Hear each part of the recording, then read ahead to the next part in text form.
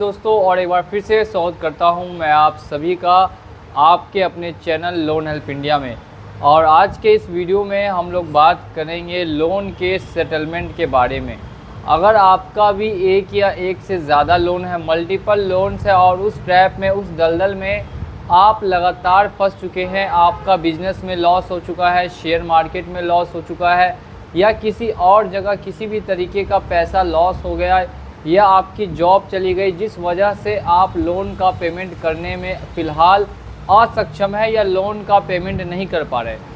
अब ऐसे में आपके मन में कई सवाल होते हैं कि कंपनियां हमारे साथ क्या कर सकती है, कंपनियां क्या एक्शन ले सकती है, और आपका अपना चैनल लोन हेल्प इंडिया बना है। ऐसे सवालों के जवाब के लिए आपने काफ़ी वीडियोस ऑलरेडी देख रखे हैं।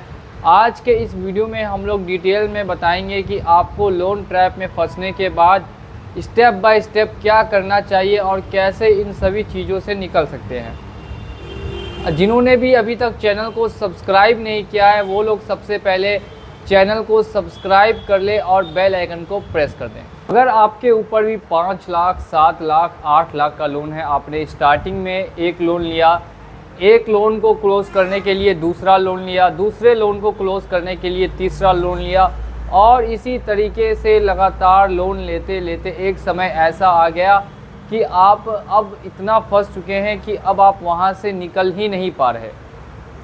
तो ऐसे में सबसे पहला आपका कदम क्या होना चाहिए कि अब आप इस समय और लोन ना लें।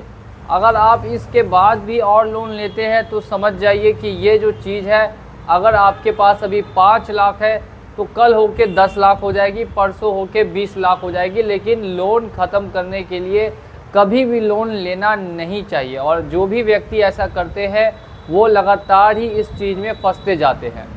अब हम लोग नेक्स्ट स्टेप में बात करते हैं कि आखिर क्या इससे बाहर निकलने का कोई रास्ता है, और अगर है तो फिर वो क्या है।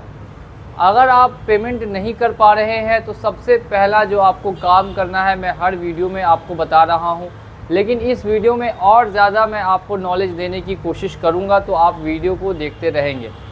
अगर बैंक है या एनबीएफसी कंपनी है, वो किसी तरीके से आपके साथ दुर्व्यवहार नहीं कर सकती, ना ही आपको पकड़ के जेल में डाल सकती है। तो आपका जो डर है वो पूरा ही पहले ख़त्म हो जाना चाहिए।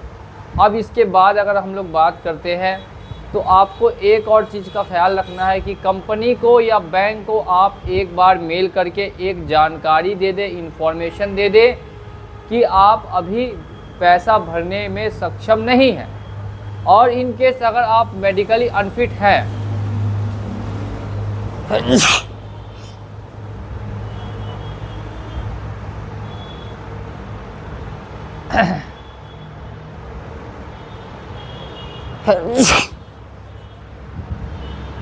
और इन केस अगर आप मेडिकली अनफिट है या आपका जॉब जा चुका है और अगर आपके पास जॉब का टर्मिनेशन लेटर है या मेडिकल लेटर है, वो भी साथ में अटैच करके कंपनी को मेल करें। मेल में जानकारी दे दें कि फ़िलहाल आप लोन का पेमेंट करने में असक्षम हैं। इतना बोलने पर कोई कंपनी आपके साथ गलत नहीं करेगी। हमेशा याद रखें, डर कहाँ लगता है कि कंपनी कहीं जेल में नहीं डाल दे और कंपनी कुछ आपके साथ गलत ना करे या बैंक कुछ आपके साथ गलत ना करे। मेन लोगों का यही डर होता है और इसी डर को अगर आप ख़त्म कर लेंगे, जड़ से हटा देंगे, तो समझ जाइए कि अब आप राहत भरी सांस ले सकते हैं और आसानी से सो भी सकते हैं। नेक्स्ट अगर हम लोग दूसरी बात करेंगे कि कॉल्स को लेकर, कॉल्स जो आती है, वर्चुअल कॉल्स, ऐसी कॉल्स आपको की जाती है कि आप मेंटली प्रेशर आपके ऊपर बिल्ट हो। ऐसा उनको कहा जाता है कि सामने वाले व्यक्ति को इतना कॉल पर टॉर्चर करो कि सामने वाला व्यक्ति कुछ और सोच ही ना सके लोन के अलावा। यानी कि आपको मेंटल प्रेशर देने की कोशिश की जाती है कॉल्स वगैरह करके। अगर आप ट्रैप में फंस चुके हैं, आप जेन्युइन व्यक्ति हैं, अगर आप चाहते हैं क्लोज़ करना, कर नहीं पा रहे हैं, तो आप घबराइए नहीं। आपको मैं बता रहा हूँ, कॉल्स को एक बार भी पिक नहीं कीजिए। कॉल्स अगर आप उठाएंगे तो समझ जाइए कि आपके ऊपर वो इतना प्रेशर डालेंगे, एक के बाद एक कॉल करेंगे। दिन भर भी अगर आप कॉल रिसीव करके समझाएंगे तो वो समझेंगे आपकी बात एक बार भी नहीं। और अलग अलग नंबर से अलग अलग एजेंट्स बार बार कॉल करते हैं। तो कॉल्स वगैरह के लिए मैंने आपको बता दिया कि कॉल्स वगैरह को आपको फ़िलहाल पिक नहीं करना। अब नेक्स्ट आ जाते हैं हम लोग स्टेप पे, जो आता है आपको रिकवरी एजेंसी का। अगर किसी थर्ड पार्टी रिकवरी एजेंसी को बैंक वाले या NBFC अपॉइंट कर देते हैं आपके घर पे आने के लिए, तो क्या करना चाहिए? इस पर भी काफ़ी लोग सोचते हैं और काफ़ी लोग घबरा जाते हैं कि अब तो रिकवरी एजेंसी को अपॉइंट कर दिया गया है, अब हमें कैसे इनसे निपटना है। देखिए, रिकवरी एजेंसी का आपने पैसा नहीं लिया, पैसा आपने बैंक से लिया था। बैंक आपके घर नहीं आ रहा, बैंक किसी तीसरे व्यक्ति को आपके घर भेज रहा है। तो समझ जाइए कि वो जो तीसरा व्यक्ति आपके घर पे आ रहा है वो 99% इल्लीगल व्यक्ति है। अब अगर आप एक इल्लीगल व्यक्ति से ही घबरा जाएंगे या फिर डर जाएंगे, तो फिर ये तो आपकी ही समझदारी के परे होगा। आपको बिल्कुल भी घबराना नहीं है। सामने वाला व्यक्ति जो आया है वो इल्लीगल है, थर्ड पार्टी है, हमेशा याद रखिए। अब उस थर्ड पार्टी को किस तरीके से भगाना है वो भी समझिए।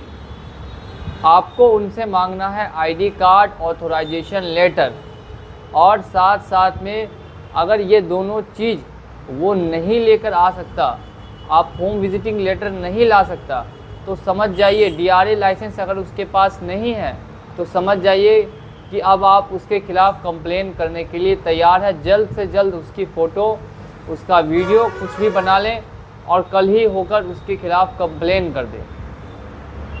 कंप्लेन आप किसी भी जगह कर सकते हैं, ऑनलाइन भी कर सकते हैं, ऑफलाइन भी कर सकते हैं, RBI में भी कर सकते हैं, पुलिस स्टेशन में भी कर सकते हैं। आप कहीं भी एक कंप्लेन रजिस्टर करवा लें कि इस तरीके का एक इलीगल एजेंट मेरे घर आ आया था।